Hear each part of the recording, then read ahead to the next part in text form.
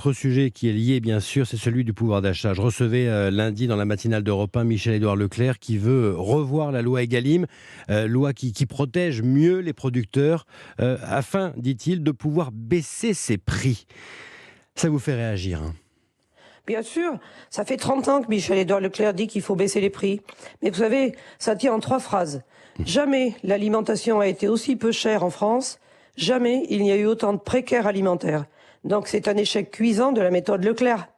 Il veut des prix toujours moins chers. Il a saccagé beaucoup d'industries françaises et d'exploitations françaises. Il y a moins 100 000 exploitations en 10 ans. C'est bien parce que les gens ont eu des économies trop tendues et n'ont pas tenu bon. Donc c'est pas la bonne solution et nous l'avons dit.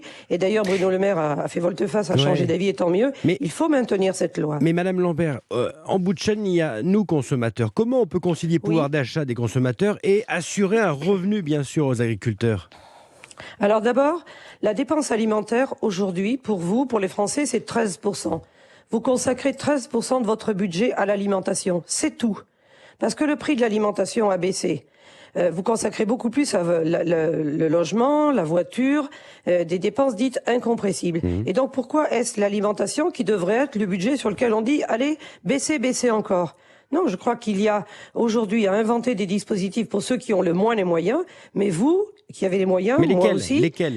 Lesquels ? Eh bien, nous avons proposé, et le président de la République, alors candidat, l'a repris, la création d'un chèque alimentaire. Aider ceux qui sont les plus précaires, qui sont les ayants droit sociaux. Comme il y a des chèques vacances aujourd'hui, qui bénéficient aux plus précaires, on aide ceux qui sont les plus précaires, mais ceux qui peuvent payer leur... Ce qui est prévu dans la loi qui arrive à l'Assemblée la semaine prochaine. Voilà, mais vous savez, ce qu'il faut dire aussi, c'est que l'alimentation, depuis 10 ans, a baissé en France. Se nourrir coûte moins cher. Est-ce que les Français s'en sont aperçus? Non. Aujourd'hui, ils redécouvrent que l'alimentation a un prix, mais nous sommes à 5% d'inflation alimentaire en France, quand l'Europe est à 9%. La Pologne est à 12%, les Pays-Bas sont à 13%.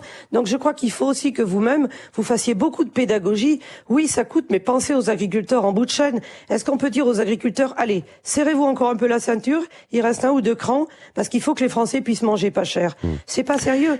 Nous, nos engrais ont augmenté de 150%, le carburant a doublé. Toutes nos charges augmentent. L'aliment pour mes porcs, il a augmenté de 33%. Si j'arrive pas à répercuter un peu plus sur le prix de vente de mes animaux, mes comptes seront dans le rouge.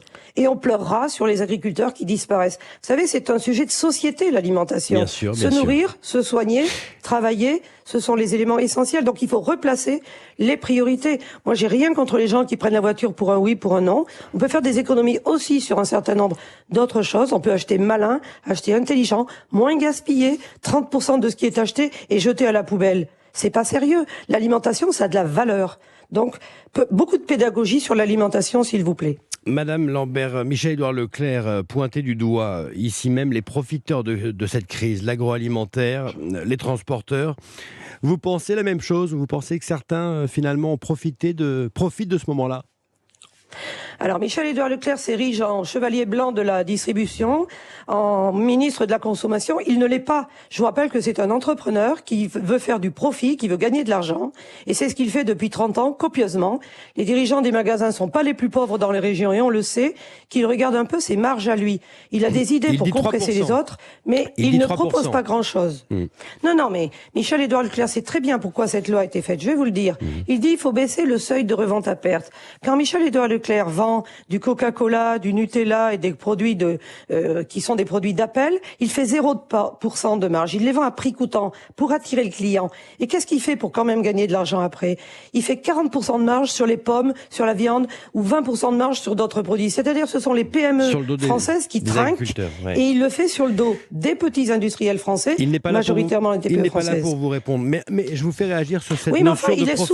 Il est souvent là, il est souvent invité, il dit des choses très fausses et personne ne le contredit. Je souhaite que les journalistes approfondissent un petit peu plus. Sur cette notion de profiteur de crise, vous en pensez quoi, vous?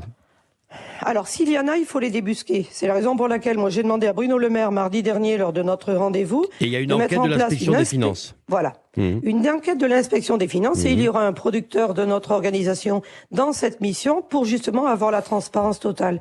Si certains industriels margent trop, il faut le dire.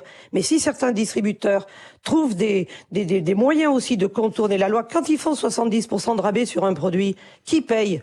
Qui paye? Ce sont les fournisseurs qui sont serrés à blanc.